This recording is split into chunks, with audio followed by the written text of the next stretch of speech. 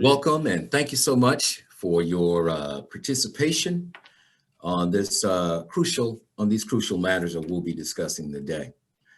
I want to give a huge applause to Sister and Dr. Kai Dele for her leadership in creating this not only local, regional, national, but also international leadership, where we are able to come together. We're able to bring some of our best minds and our best intentions to come up with strategies and solutions and tactics to address some of our pressing and persistent issues. There are over 2,000 made men that have been chosen from various regions around the country, and I'm honored to be a part of this esteemed organization.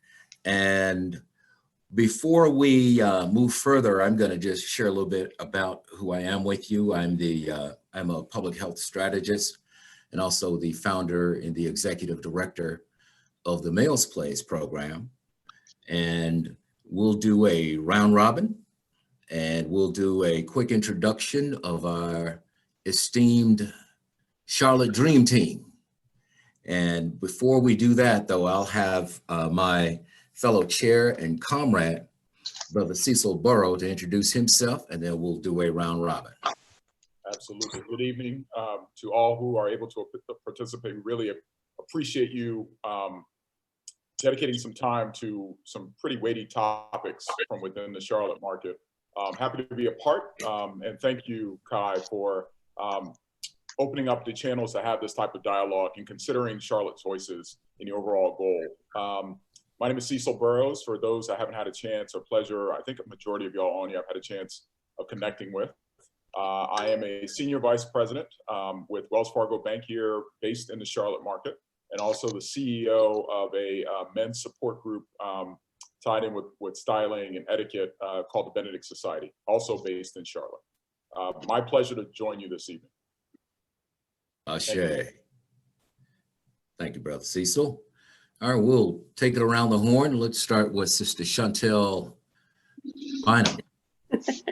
Hi, I'm Chantelle, and got us started on time. And I forgot to tell everyone to mute if you're not speaking, just so if there's any background noises that come in. But I am currently with Wells Fargo, very active in the community across the Charlotte market in the surrounding area. So very happy to be here and to support what we're trying to accomplish in this community.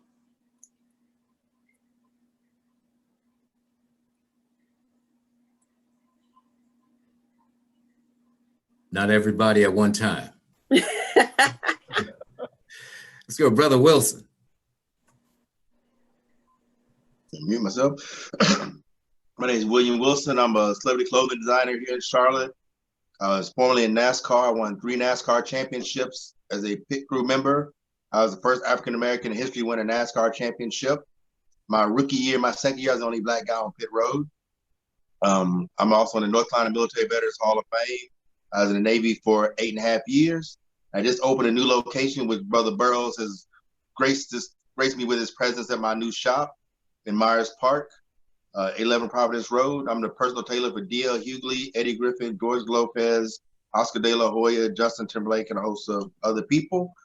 But I prefer to sell to business people versus celebrities because they buy more suits and I got bills. That's pretty much it.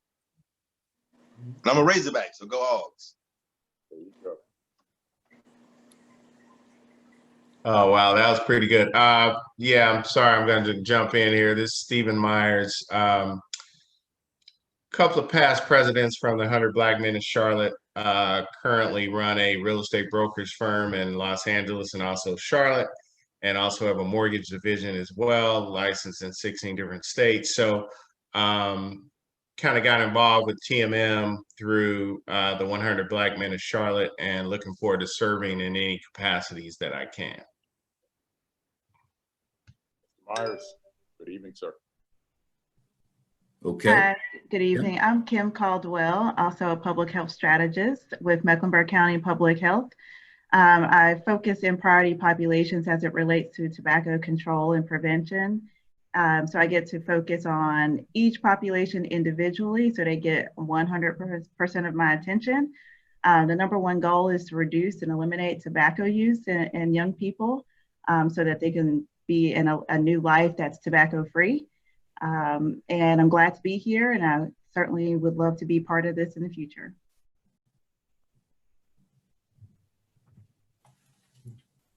Okay. Will, you're on mute, sir.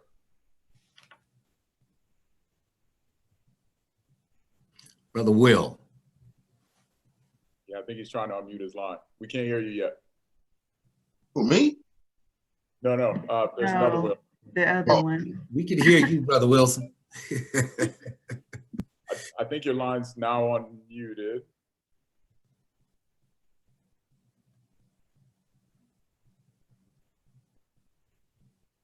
Try again, Will. Still can't hear you. Okay. Let's come back to Brother Will, and let's move on with Brother Macaroo Bradley, Baba Macaroo Bradley. John Bo Asante Sane, Brother Reggie, for allowing me to join your August forum this evening. I'm a veteran activist, a student of history, and I hope to be able to address this very intense topic you just chosen for tonight. Thank you, brother. All right. Brother Will? I think he may be coming back in. Okay. We'll get to Will. We'll get to Will as we get further down in the agenda. Okay.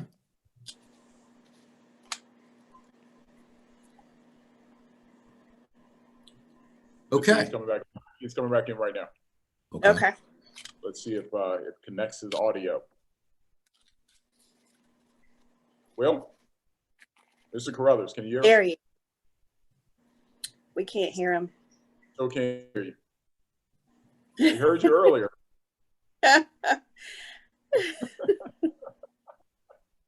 Let's let you work on it. I think Wait, we we heard there. a little bit of you. Can you hear me? We can hear you We now. can now. I did not do anything, so I don't know what's going on with this thing. So I apologize for that. Good evening again, everyone. Will Carruthers.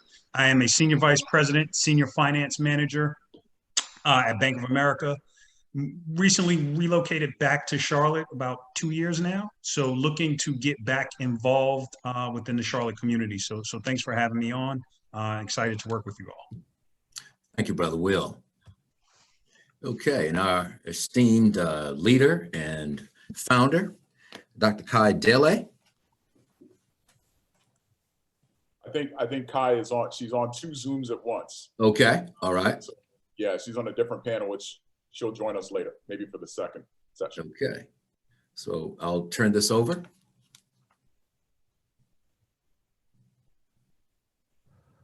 Back to Chantelle. We are very excited, as I stated earlier, to have you all here.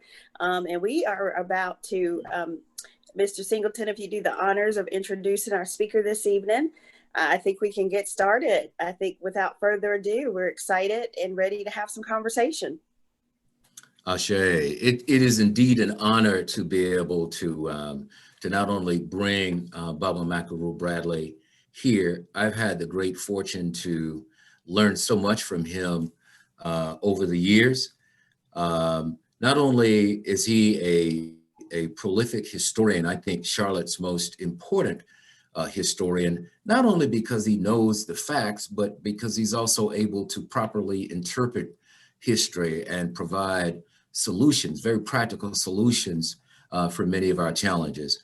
He's an active advisor and leader with the Males Place program.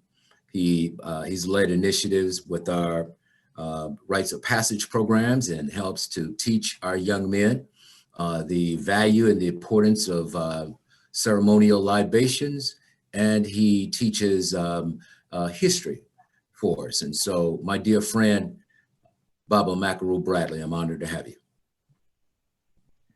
Jumbo, African family, glad to be here and to discuss this topic.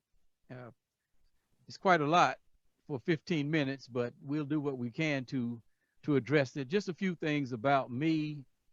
I am a native of Charlotte, born and raised here during the era of American apartheid and the civil rights movement. It was probably in 1963 when I began to pay very close attention to what was happening around the country in terms of the civil rights movement. And I became particularly inspired when I saw young people who were no more than 10 or 12 years older than I was, you know, challenging this vicious system of oppression. But the thing that really, I guess, struck a chord with me was when I heard Brother Stokely Carmichael and Willie Ricks articulate the concept of Black Power. I really wasn't down with a lot of the things that I saw going on in the civil rights movement, you know, before that. But when they said Black Power, all of a sudden, you know, the light went off, and I said, now I really have something to fight for. I got in the struggle late 60s, early 70s as that particular sector moved towards Black liberation. And I began to work with a number of different organizations, including the Black Panther Party and many other, particularly Pan-African organizations, the Student Organization for Black Unity and others. And of course, we came under attack by the United States government in the form of its counterintelligence program known to everybody as COINTELPRO. They were determined to destroy our movement because they saw it as a serious threat to their continued oppression and exploitation of African people, not just in the United States, but around the world. So I'm going to address the subject from my perspective of both experience and, since I'm not an academician, but I did do what Carter G. Woodson suggested. Carter G. Woodson said the most important part of education is that which we give to ourselves. So I've attempted to give myself a very extensive education, particularly as regards the history of African people from antiquity forward, but particularly the history of African people in the United States. So in terms of this subject, equality,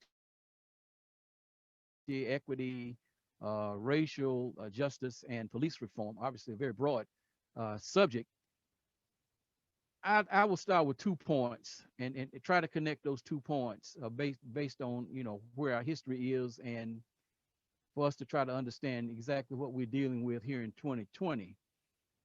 First point is this: the United States is a country constructed on stolen land by stolen labor.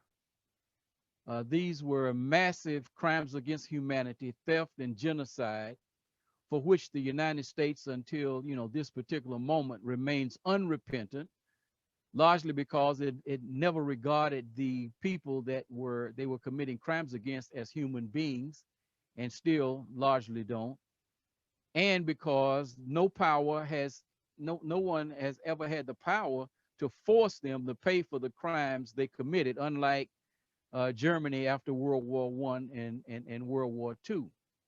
So, you know, this becomes the foundation for the gross inequalities and oppression that we see in the country today, the criminal origin of the United States. The second point comes from our esteemed ancestor, Dr. Martin Luther King Jr., when he said, peace is not merely the absence of tension. True peace is the presence of justice. And the way the power structure of this country has always operated is that, you know, when people organize and move against their systems of oppression or against acts of oppression, their orientation is to offer various pacifications that reduce the tension. What they want is the absence of tension.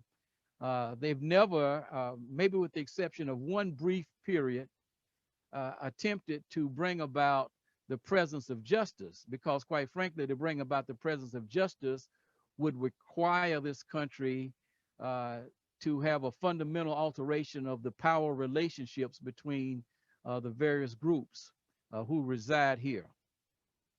So how do we get, through this? Well, first of all, we have to understand, why African people are even here. Beginning with Columbus and the disaster of 1492, there was a rapid decimation of the indigenous population of what we now call the Americas and the Caribbean.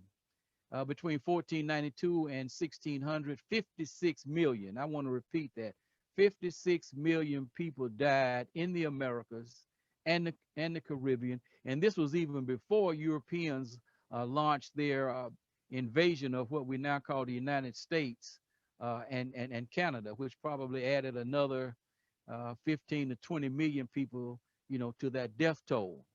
It was the decimation of the indigenous population that necessitated the forced migration of African people to work the various plantations, mines, and things that Europeans were establishing.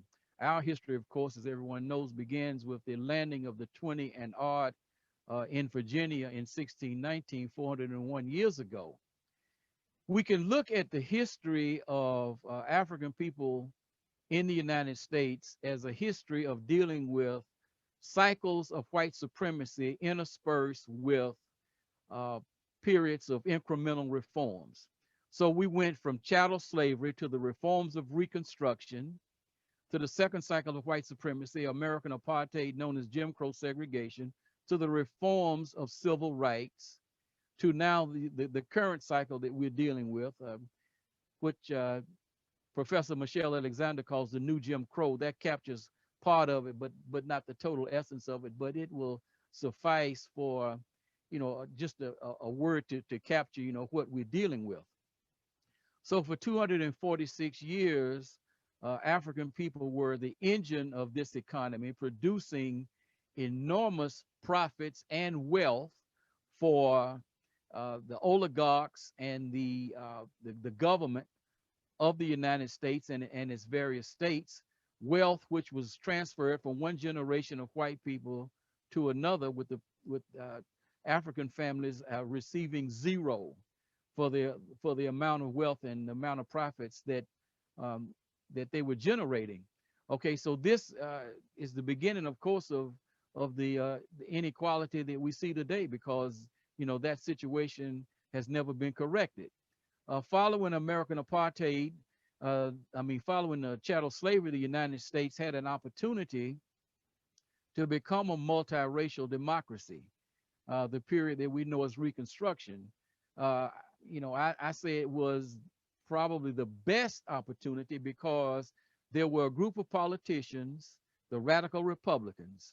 No group of politicians, in my opinion, have ever been more committed to justice for however brief a period of time than the radical Republicans. But not only were they committed, they actually held power to try to implement the kind of society that they wanted. So in March of 1965, for example, they passed the Freedmen's Bureau Act. Abraham Lincoln signed it.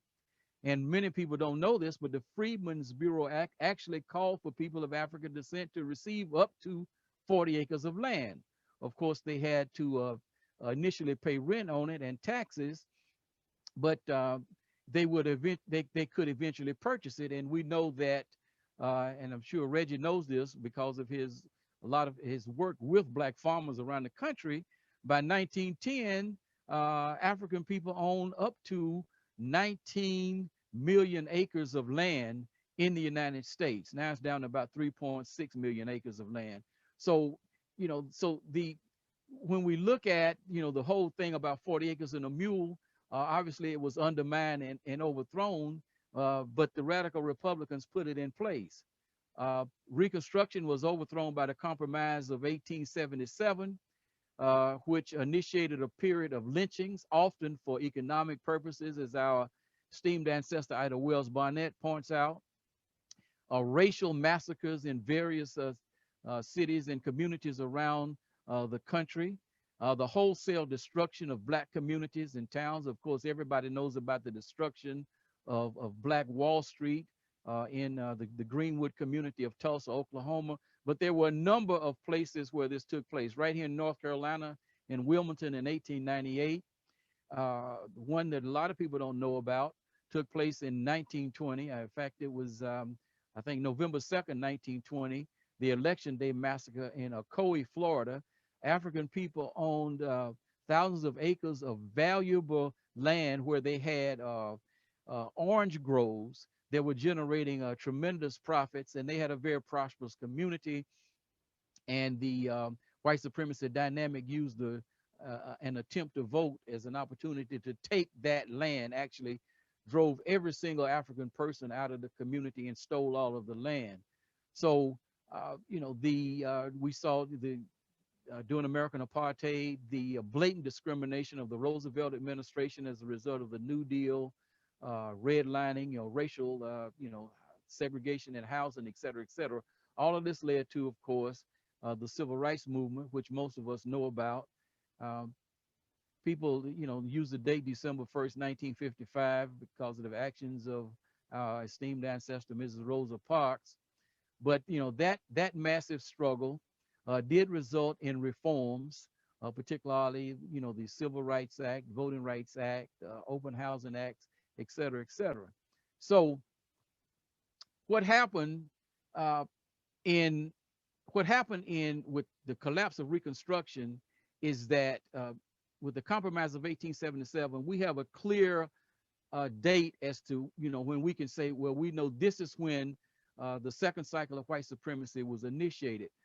With the conditions that we're dealing with today, it's not as clear because simultaneously, many people of African descent have been able to make progress in this country, while a large segment of the community, a dispossessed caste system, has affected the grassroots and masses of people, resulting primarily in the fact that many of our people have virtually no wealth, and African people as in large have about the same amount of wealth in 2020 as we had in 1865. So in terms of the conditions that we're dealing with today, one of the things that allowed our people to be able to recognize and organize the struggle against American apartheid was that the contradictions in the society were very clear. So clear that a seamstress like Mrs. Rosa Parks could see it, a person working on a plantation in Mississippi like Mrs. Fannie Lou Hamer could see it. The contradictions in the society were crystal clear. I saw it because I saw white and black water fountains. You know, I had to ride on the back of the bus. I attended segregated schools actually my entire life. Personally, I wouldn't change that. But, you know, so the contradictions were clear. In order for us to be able to formulate strategies and organize and develop a mass movement, we have to understand, you know, what it is that we're dealing with today. So, you know, I've identified about 7 or 8 areas that are critical for us to understand. First of all, you know, why are they problem areas, number one, and number two, you know, what do we do in terms of, you know, trying to solve those problems? Beginning with the expansion of the welfare state under the Johnson administration, there was a massive assault on the black family. The welfare state essentially removed large segments of black males from the family because the male couldn't be in the home in order for the mother and the children to receive, you know, these transfer payments from the government. When Johnson initiated this, about 75% of black children were being raised in a 2-parent family. Certainly, we would love to have that today, but you know, they began the expansion of welfare, and that was one of the first things. Now, you know, I contend that the black family was specifically targeted because it was strong black families, particularly in the Black Belt of Alabama, the Mississippi Delta, and other places, who were actually the backbone of the civil rights movement. These were the people who invested the most and made the movement a success. And they also, if you travel through places like the Alabama Black Belt, Selma would be a prime example. The people who invested the most benefited the least. But it was the fear of the young people, primarily who were born in the 1940s. It was the fear that they struck in the power structure that made them say, look, we got to do something about these black families, because if they're producing people like, you know, H. Rap Brown and Huey Newton and Angela Davis, we got to do something about this. The second thing that became a major problem for us was when the capitalist class decided to deindustrialize the United States. This had a particularly damaging effect on black males. If we look at the statistics from 1970, based on a study done by the University of Wisconsin at Milwaukee, we see in the 50 largest urban centers in the United States that between 68 and up to about 78 or 79% of the black males aged 16 to 64 were actually employed in places like Chicago, Detroit, Cleveland, Milwaukee, Buffalo, Philadelphia, St. Louis. Charlotte had actually one of the highest percentages. I think it was 79% of the black males in Charlotte in 1970 were employed, you know, in some capacity. By 2010, when they looked at this again, the percentages in many of these cities, Milwaukee, Chicago, Detroit, Cleveland, the percentages of black males were in the low 40s to mid 50s. Charlotte fell from like 78 or 79% to about 56% of black males employed. Of course, Excuse me, Baba McEnroe, 3 minutes. 3 minutes. 3 minutes. Yes, Okay. sir. All right. So let me go through. Let me go through the other things that took place, because we need to understand what took place in order to be able to deal with it. Okay. So there was the wholesale destruction of the black family for the two reasons I gave: the massive unemployment of black males, expansion of the welfare state.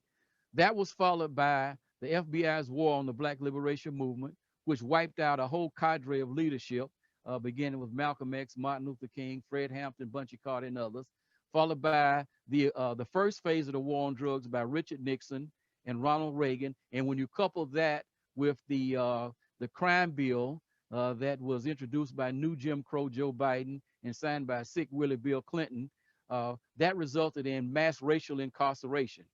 In 1964, 65% of the prison population was white males. By 1995, it was 65% black or brown. So there was a complete reversal. We also have had the development of neo-colonial politics, which has had an impact. The proliferation of self-destructive language and images, you know, all of these are factors that we never had to deal with, either during chattel slavery or particularly during the struggle against American apartheid. We see the wholesale killing of young African people all over this country by people who look just like them. And so this is a problem that we have to get a grip on if we're going to try to deal with anything. So that's just a quick overview of, we have to understand the idiosyncrasies and the dynamics of this particular cycle of white supremacy in order to formulate programs and ideas in order to reverse this particular tide. Ashe, Ashe. Thank you so much, brother. Powerful contextual presentation, very, very powerful and comprehensive. Again, which is very necessary for us to be able to properly analyze and to bring forth the strategies and tactics that's required to bring freedom and liberation to ourselves. We turn this back over to, we turn this brother Cecil Burrowes. Cecil? Hey, so Chantelle's going to moderate the next segment of our conversation. Okay. Now we get into the think tank discussions around ideas we have, and thank you, Dr. Bradley, relative to the points that you brought up and the recollection and history behind some of these issues that have been posed. But we really want to take some time as well with all participants that are on currently, just to discuss what are some ideas we have or some thoughts we have around how we move forward. The pandemic has created a unique state for us and presenting us opportunities for uniqueness of what we bring from all our different professions and backgrounds around what are some steps towards improvement or some things that can be done from either a policy-based perspective, regulatory-based perspective to support some of the white papers that are being pulled together by the made men. I'm going to turn it over to Chantelle to just walk us through and moderate next segment of our conversation. Thank you, Cecil. And thank you, Brother McAroo. That was incredible information. Thankfully, I knew some of these things, and it's been a really incredible time to reflect and review our history and to learn and to really have these incredible conversations with each other, even if it's just one-on-one. So next phase, we'd like to hear from each of you, your thoughts, your opinions. If you have a question that Brother McAroo can answer for us, or you think something you want to know a little bit more about, just be mindful of time. I think we've got 30 minutes, so that should be quite enough time since we have a small group to do some dialogue. If you want to raise your hand and go off mute when the next person, I think everybody can see each other since it's not a ton of us on the screen. You don't have to do a lot of scrolling. So who'd like to make a comment or ask a question next? I think I see Will. Perfect. Go ahead, sir. Oh, I was just going to say, thanks for sharing that. That was very insightful. And I think you touched on a lot of the key things and issues that we face today. And as I think about a lot of those issues as they've impacted me directly, indirectly, just growing up, right, being a Black man in America. And I think about what I've been able to do and how fortunate I've been. How can I take what I've learned and be able to share that with others so they don't have to, make the same mistakes or have to jump the same hurdles, be able to give a blueprint of some of the things to watch out for. And I think it really boils down to educating our young people. And when I say educate, financial education, helping them to understand the importance of money, how money works, the importance of credit, just a full financial picture, because finances, money isn't everything, but in a capitalist society, it is a very strong resource. And a lot of times within our community, starting out, we don't have that resource in abundance. So I think being able to educate people will go a long way in making change. Thank you. Who wants to go next?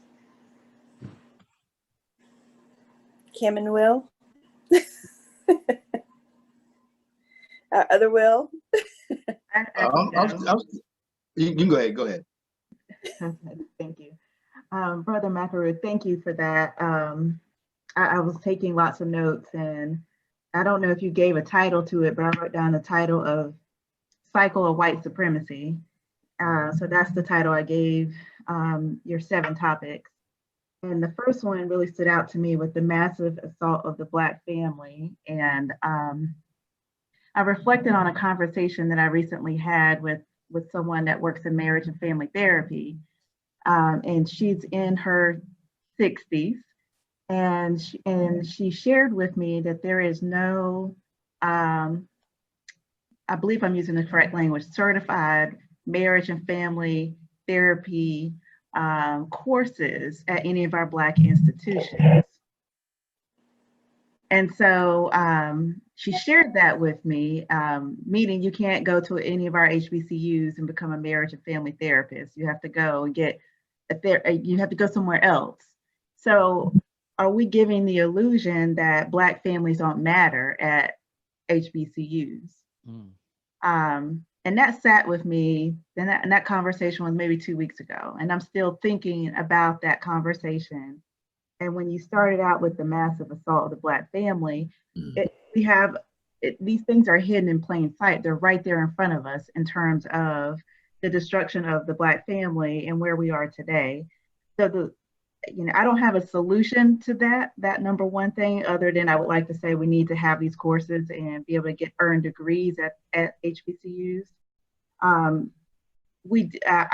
definitely think that valuing our families and our structure of family is the number one thing that we can do. And I agree with Brother Will with the finances. And sometimes I grew up in a generation where it was save your money. That doesn't work. What does that mean? What does save your money mean? So I think that when we talk about education, it needs to be, it costs X amount of dollars to have a car. It costs X amount of dollars to own a home in wherever city or town you want to live in. But those are the types of conversations that I would like to see had. But that the Black family is the one thing that really stood out to me. So I'll pause there and let the others go. I think, Will, you were up next. I think my thing, I grew up in the country. So I had to excuse there's a piano back there playing. Like I said, there's an event happening in my building. So can you guys still hear me? Yeah, we Oh, can. yes, you're good. Okay.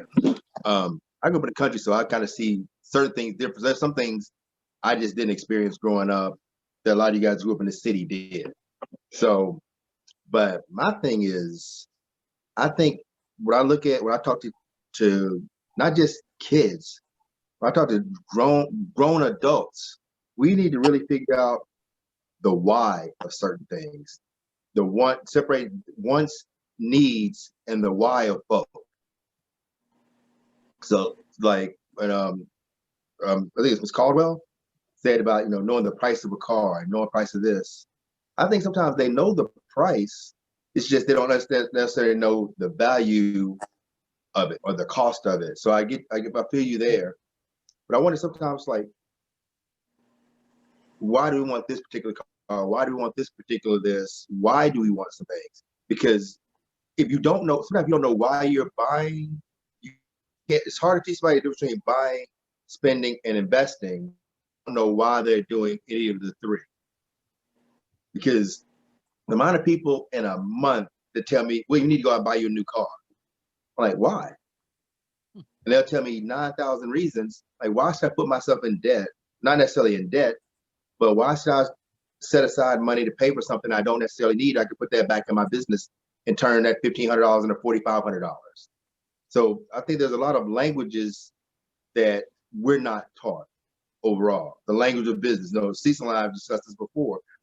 In our community, we're not necessarily taught the language of business. We don't necessarily always understand how to have those conversations. And we get so comfortable sometimes because we just talk with us that there's a party out there we're not invited to, but we're not excluded from. We just don't know it's there. And it's not like it's hidden in plain sight. Because I think sometimes we've gotten to this point where we're like, this is what we do, this is what they do. So we've self-segregated. We replaced, in some instances, Jim Crow with our own self-induced Jim Crow laws where we keep ourselves from doing certain things.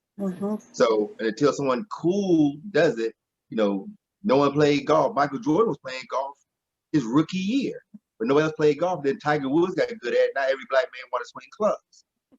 It's like we need somebody cool to say it's okay, then suddenly we want it. So sometimes we need to figure out how to stop self-segregating ourselves and learn how to work, how to intertwine, because we've got power.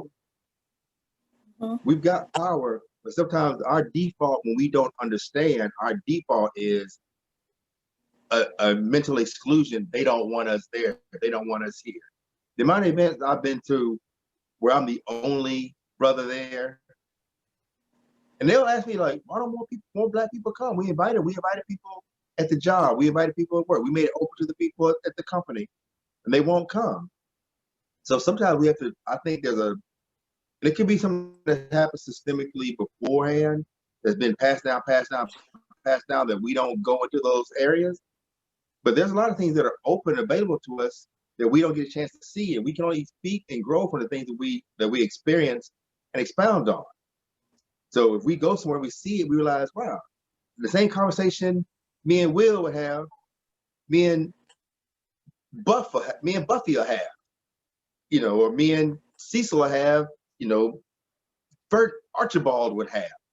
So sometimes the conversations are the same. We just need to just kind of venture out and kind of just, you know what I'm saying? Am I making sense? The party's there. We're not necessarily invited. We're not excluded from it. We're self-excluding ourselves from things. And I like what you said, self-excluding and also understanding the why. I agree with that. I would, excellent points, Brother William. I would make a distinction though between segregation and separation, though, because you recall segregation was a legal, local municipality, state, federal, where they, most importantly, the monies and the finances were also segregated. So this was a system that was forced on us. And so we're still dealing with the vestiges, particularly the psychological vestiges of that. And so it is most certainly difficult to overcome. We got a question here, though. As a result of the historical and the legacy of exploitation and domination, how is that being reflected, or is it heightened with COVID right now? How those disparities looking now from a financial standpoint, and other areas as well, food, clothing, shelter. How's it being reflected now with COVID? Certainly within the deaths, we could look at the national and regional deaths with COVID. And we right now, cumulatively, we have 481 total deaths in Mecklenburg County, and we've had cumulative cases of 48,737, and the numbers are going back up. But what are the implications for, and how are we being impacted right now with COVID because of what's happened in the past and recent present? I'm going to speak on that. You know, we've had, some of us had the privilege of working from home and being isolated a little bit, but I've also been paying attention to what's happening in the world. And, you know, it's heartbreaking because Black and brown people are the ones that are suffering quite a bit. When you have an economic disparity in a population where we've already had these systematic things happening that are so integrated in our society that many of us are not paying attention. But now you've got basic needs that have to be satisfied: shelter, food, you know, and those two things are going to take precedent over other things, unfortunately, because those are just your basic human needs. And I think if things don't happen in a manner in which we can get our society back on track, our population and our communities are going to be the most deeply impacted by what's happening with COVID. And it's already happening, but it's going to continue to grow and get more tragic. And, you know, I think that having this conversation, hopefully there's some opportunities in Charlotte to participate in some things we can't fix it all, but every little bit that we do does chip away at an opportunity to lift up people and to give them a little bit of hope. And I'm not trying to look at it through rose-colored glasses, but I think this COVID has had the most impact on our community. Yeah, you know, one of the things that we don't know the total impact. I mean, we can see the data. The last report from the research lab, John Hopkins, in November, said that over 46,000, you know, Black people had died, you know, from COVID. And of course, we have the highest death rates, but that really shouldn't be surprising anybody, given we have higher rates of, you know, certain types of cancer, diabetes, hypertension, and all of these comorbidities. But here's what goes back, I think, to the family, because, you know, I think we're on the verge of a catastrophe. And when things really, you know, when you enter into an intense crisis, you really need a support structure. And the support structure, you know, even though we technically didn't have families during chattel slavery, we had a sense of family because, you know, we came from family-centric culture in Africa. Okay, and that carried over. That was the one thing they could not take from us, was the idea of family. And the same with American apartheid. You know, it was having strong families, having stable communities, that cohesion that allowed us to survive.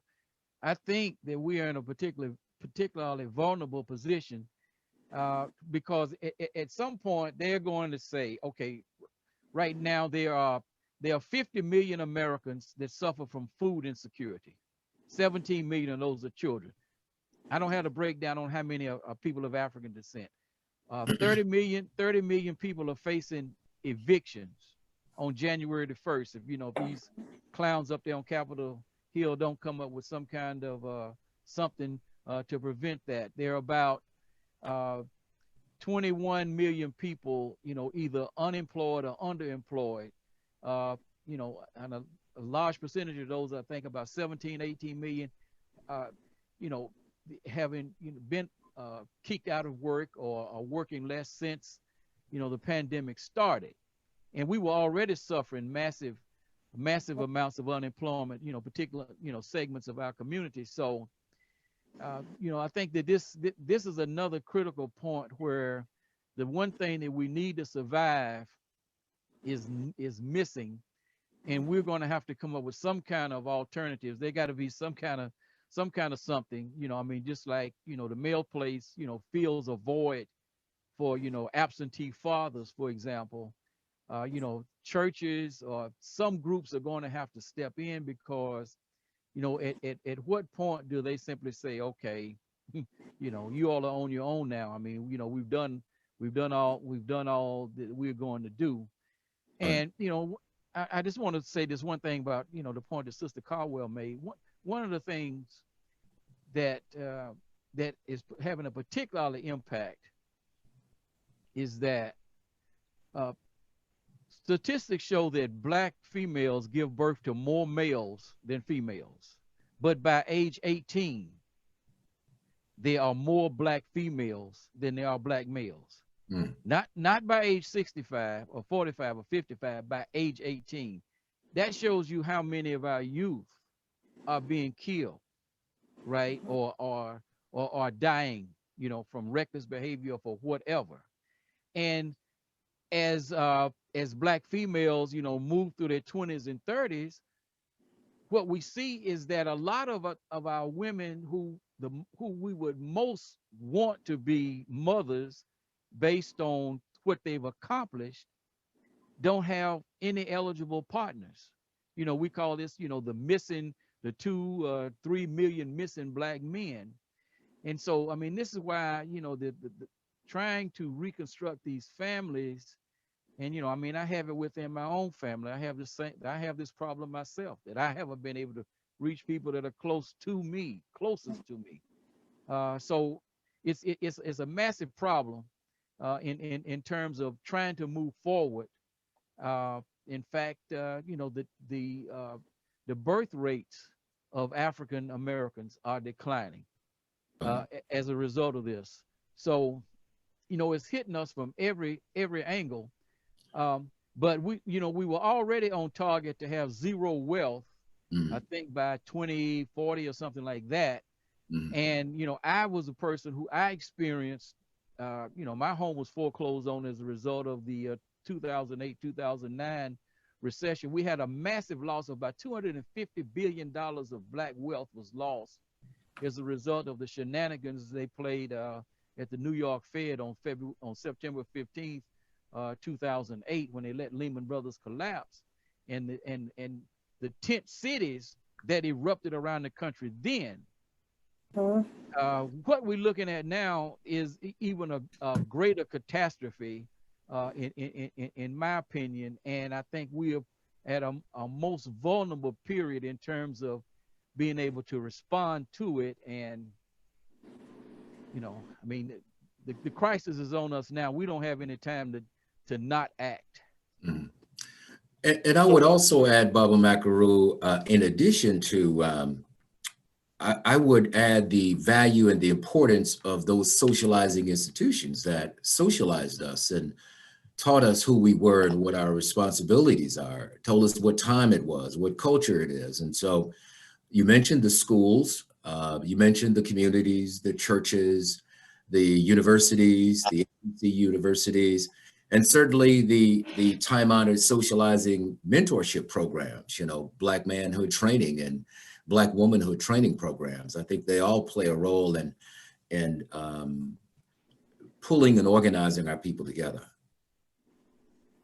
So I'd love to throw something out there. So Mr. Myers, who's online as well, who works in, y'all brought up the point around we need to start thinking about what we can do to address some of these opportunities that are here. And I'd love for us to take a few minutes each actually and get into some things, ideas we have. We know the impacts the pandemic's had. In your opinion or perspective, we've had magnified experiences relative to the pandemic that have showed us some things. Today, right now, we're talking about equality opportunities. We know there's some of the negatives. What are some things that we want to see changed or addressed? Could be specific to policy or things that are happening in your profession today that could have a positive impact on the African-American male, whether it be young or old, that we need to start thinking about it. Stephen, I'll kick it over to you first, knowing that you're working with the youth as well. Yeah, thank you, Cecil, for that. You guys hear me okay? Yes. Yeah. Okay. Okay.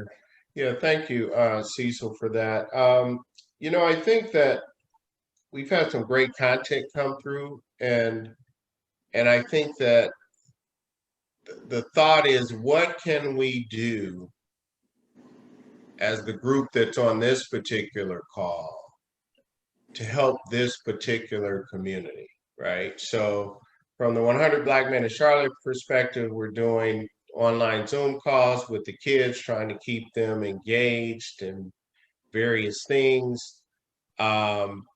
It's helping. Is it curing any problems? Probably not, but I think it's helping. So, so the question is, what things can we come up with as a group on this particular call that can help the parents look after their kids, avoid evictions, various things like that. Because I think that's kind of what, and it's role modeling, right? So, role model the parents, role model the kids, give them something else to look forward to. So as far as this group is concerned, what can we do to kind of effectuate, bring that about to be able to kind of help them, because that they have a lot of unknown questions and they don't have the answers to them. And a lot of us have some content that we can assist them with. We may not have answers, but we have some content that we can help assist them with. And then the last stage of that is that how do we get that information out to them, right?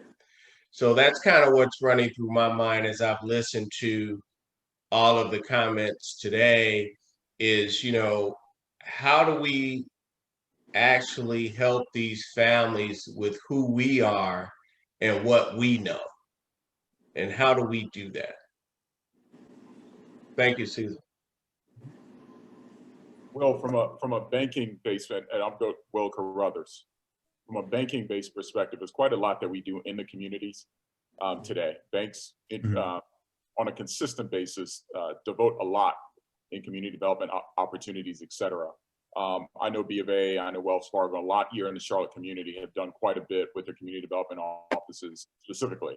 But as you think about our communities and the impacts we've seen from a pandemic-based perspective, and specific as we've talked about African-American males or Black males in general, Black and brown, from your perspective, being involved in the financial industry as long as you have, what are some things that you see as opportunities that we can do to ramp up our participation, taking into consideration what COVID's done, right? Which is exposed quite a bit, to Stephen's point as well.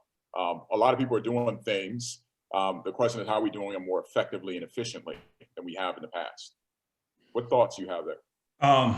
I think it's rolling up your sleeves, right? It's getting individuals that have the knowledge to be able to share. And some of the things that come to mind immediately are, we have people that are going to be facing foreclosure. Do people fully understand what that means? Do they understand what things or resources are available to them? Do they understand that they can call the bank and work out, certain payment plans and things like that? Would you say, Cecil? No, I'm saying that's true. A lot of people don't know. Yeah. There's So programs to help save you from that. and not to get morbid, but actually educating people on life insurance, right? We've seen what COVID has done to our community, the amount of death that has impacted our communities. But just getting people to understand that, listen, you can get a life insurance policy in some cases, not all, right? It's not a blanket statement. We know there are hurdles to that, but just having people understand that there are things that are affordable, so that, in the instance that you lose someone, maybe the breadwinner for the family, that at least their death will not completely put you in financial ruin. There could be something there that can help ease that burden financially. And I think people just don't know what's available, what's affordable, what they can actually do to help mitigate some of those things that we know are looming right around the corner. Can I connect a dot real quick? That goes back to Dr. Bradley's point relative to male-female mortality rates that come in play, to your exact point, right? It was surprising for me to hear that you have more mothers giving birth to more sons, however, more daughters are alive at the same time frame, which goes into your life insurance conversation. One of the things, Stephen, as you talk about connecting the dots, from a made men perspective that we may want to consider, if what I'm hearing from you, Will Chimes, let me know, is there's potentially an opportunity. A lot of banks do offer up opportunities to save you from some of these things or put you in programs folks don't know. I'm surprised on a daily basis what people don't know what banks offer you. And there may be an opportunity here as the made men to offer up more insight to the programs available and highlight them in a package if we're talking about different ways to support our community. That might be something to go forth on. Go ahead, Chantelle. No, I just wanted to say, no, this is fantastic dialogue. We're at 2 minutes to the top of the hour. And this is fantastic dialogue. So I'm fine if we continue on. Just keep in mind, we do have the 8 o'clock conference call, Zoom call later. So just wanted to throw that out there, but definitely don't want to stop anyone from sharing their thoughts. I'd love to ask for grace because I do want to get to everybody before y'all head out. Is everybody okay if we go a little bit over? What will be a hard stop? Well, we've got the next call at 8. It's 6:59. Can we go 15 minutes past for those who can stay on? I'm fine with that. Just wanted to put that out there.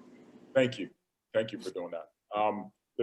I do want to go next to Mr. Wilson, who is involved in a lot within our territories relative to you're in certain rooms on a consistent basis around missed opportunities. And your point that you brought up around, I think was extremely spot on, which is we have the opportunity to be in certain places, but we self-exclude in some instances. And it gives us a chance to miss those opportunities, especially in the Charlotte market. And it's unfortunate because I think it's by learned behavior in some instances as well, right? We just assume we can't be there, and it takes away access. So I'd love to get a sense from you as what allows us to get in those particular spaces and places to give us the air from a conversation around equality in a better way, because that's kind of what we're focusing on. What gives us that access to equality in some new, unique ways based on the conversations we may need to have? Well, I think sometimes it comes down first. We've got to learn that it's okay to listen to each other. We've got to learn to trust each other talking.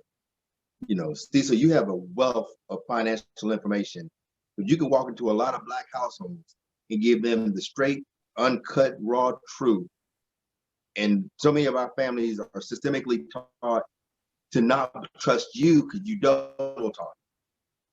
And then a white guy could walk in a suit and talk the craziest nonsense ever, but because they've been taught you could trust him, he could take all the money out that house, lying to them.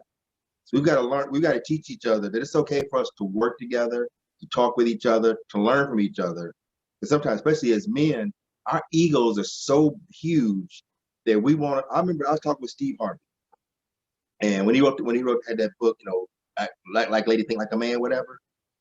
And a lady asked him, "When you go write one of those for a man?" He said, "I'll never write one of those for a man. And I said, why? He said, because a black man is never going to let another black man tell him how to run his relationship. And I thought about that, and I listened. I really thought about that. And there's a lot of truth to that. Sometimes our egos, when you put our egos, our insecurities, our attitude, our hubris together, it just comes that we put a Molotov cocktail of emotional destruction that we cause ourselves. So we cause ourselves to not be able to sit there and have conversations like me and you have, Cecil, or like I would have with anybody else here. And I just think it comes from a point that we have to get used to and comfortable with talking and trusting each other. Because like you talk about all the information that's at the bank, you know, but the banks do for like foreclosures and things like this. If I don't feel I can trust you to talk to me about that, I'm never going to come to you and get that information. That information is going to be lost right in front of me. So I'm not going to know where to go get it. And when you try to offer the information to me, if I don't feel I can trust you for no real reason other than what I've been taught in my home or in my community, you can't help me. It's like Jerry Maguire, he says, no, help me help you. I know you would help anybody that would walk in front of you, black, white, Puerto Rican, Puerto Rican. But so few people, I'll have people ask me to mentor them. And when I get somebody to ask me to mentor them, that's the word I want to use. The hardest time, the biggest struggle I have are from black men. Females of any color, even the white guys ask me to mentor them, or, you know, other minorities. I say, do this, this, and this. When I talk to young brothers or even older brothers, the first thing they do, I tell them this, they go talk to their homeboy goes, man, don't listen to this nonsense. He just trying to hold you back. And they say, no, I'm fighting with somebody who asked me for my help. So at some point, we got to learn to be able to trust each other, to give each other information and be able to say, you know what? I'm going to listen to him like I would listen to anybody else. Because we can't have the communication. We could talk all day long. Communication isn't communication unless the other person is receiving the message. Otherwise, you're just talking and making noise. Point taken, sir.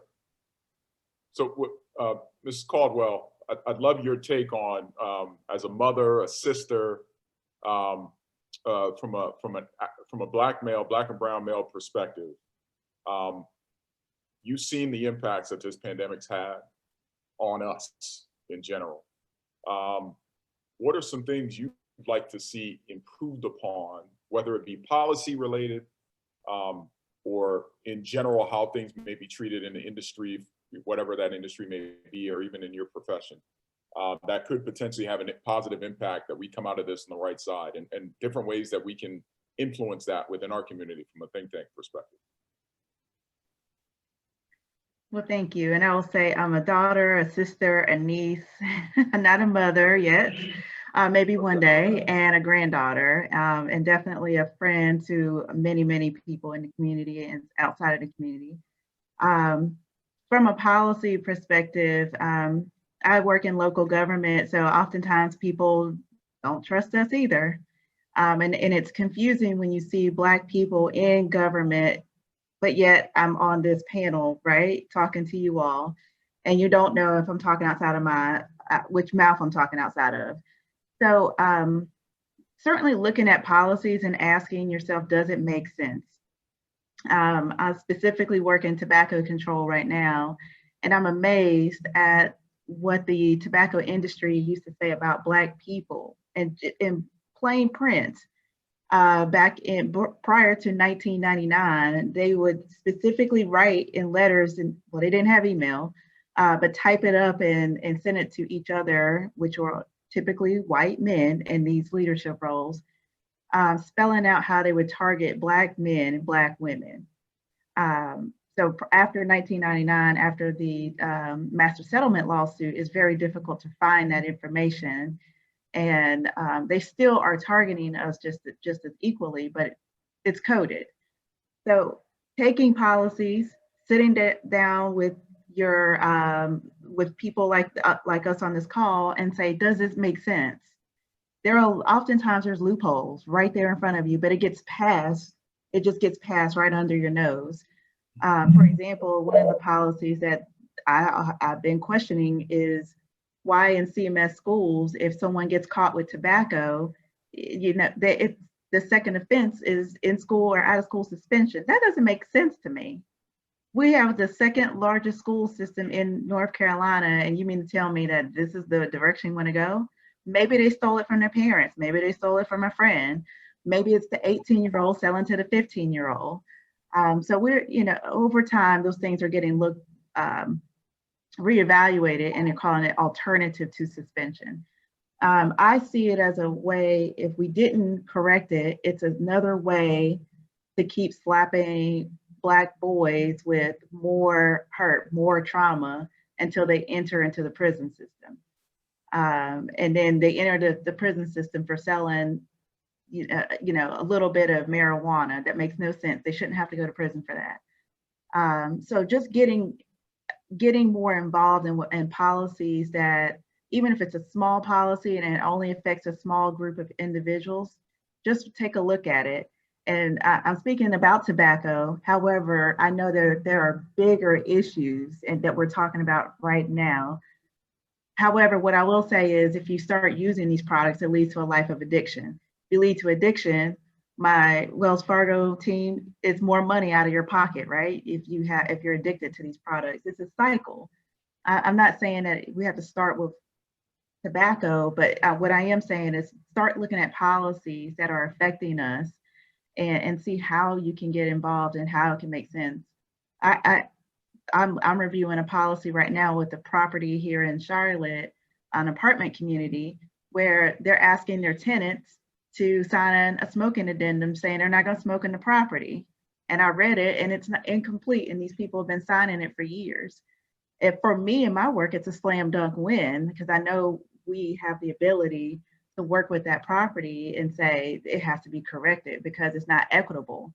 You're asking these tenants to pay you guys thousands of dollars per month, but your policy isn't right. And that was something that was brought to my attention, very, very minor. However, I know it's going to be a small win, and the individuals that are living there will no longer have to be faced with secondhand smoke exposure. So again, just taking a look at these little policies, whether if it's something related to your children or a grandparent, policies at hospitals, nursing homes, and to see how you can make an impact. Thank you for that. Mm-hmm. I know we're over time and getting close to the 7:15 time frame. Reggie, I'll kick it back over to you. I think to close us out, as we have another think tank coming up at 8. Thank you. Thank you all for this wonderful discussion. We're going to close out with what's called a Harambe chant. And former Kenyan leader Jomo Kenyatta would oftentimes open as well as close many of his meetings with what's called a Harambe chant. It is identified with the fist in the air, and with each chanting of Harambe 7 times, they would pull the fist down and back up.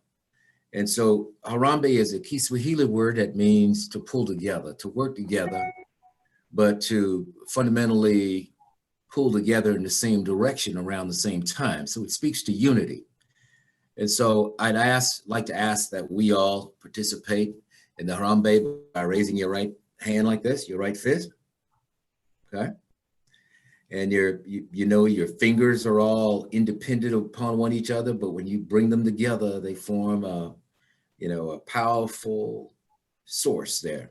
So with each chant, you chant Harambe, Harambe, and then on the 7th, you hold it up, big black fist, and you hold it up, and it's a way to close with some energy, okay? Because we don't want to leave just dead, but we want to leave some energy, and I hope that you all have been inspired by our discussions here. So everybody fist up, all right? Harambe! Harambe! Harambe! Harambe! Harambe! Harambe! Harambe! Harambe! Last one. Harambe! That's awesome. Thank you. Strong Black people. So real quick, just as you all have received the invitation that came through. We're doing several think tanks, several topics. This was based around equality. We're going to be having another one coming up on mental health and the masks that we've had to put on through the pandemic.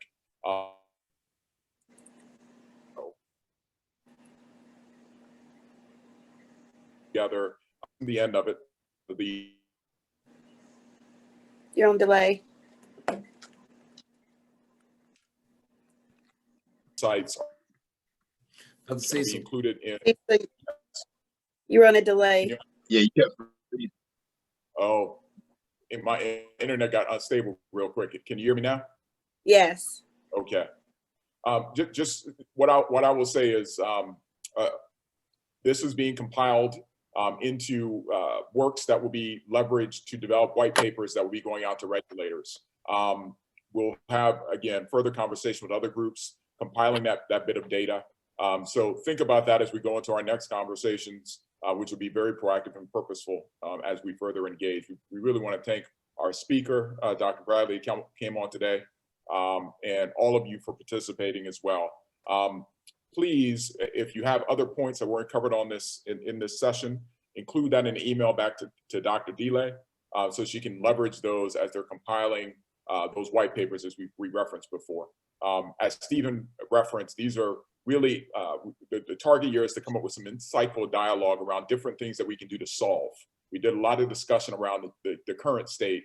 I don't know if we got to everybody's point around how we solve is what we want to go forward to in the future, the additional conversations coming up as well. Chantelle, Reggie, sorry, I just wanted to make sure we got No, thank you. We certainly appreciate the participation. I think it's fantastic when we can come together and have some open dialogue and get our thoughts out there. But we are going to close out. You all be blessed. We will be back on at 8 o'clock. We look forward if you're able to join us again. Yes, sir. link. Yeah, same link. Yep, same link. Yes. Yeah. Hey, brother Will Wilson, can I have your phone number? Yes. Okay. Brother Will, do you make women's suits? I mean, I didn't hear anything about women. I do. Okay. Mm-hmm. Right. Here's the funny thing. The funny thing with my female clients, the guys, I'll make something for the guys. They'll take a picture in it. They'll post on their own. My female clients are like, they're extremely loyal, but they don't want pictures taken. They don't want anything. They're like, I don't want anybody to see what you made for me. That they have you make it. I don't want to see myself what I want for me. So I was gonna say no, definitely would not. exactly. Trust me, Kim, it's worth it. Well, I'm like this. As long as the car's fight good, I'll be as discreet as you want me to. I got bills. Yeah, but yeah, I do women's clothing, and my number, all you guys can take it. It's 704-363-0224. That's my private number. Okay. In fact, maybe we could even pull out a little directory, I guess, or a little contact sheet. Yeah, that'd be good. Thank you, I know this didn't come up, but Brother Wilson, I think one of the things that I used to work in women's clothing for many years, and I was amazed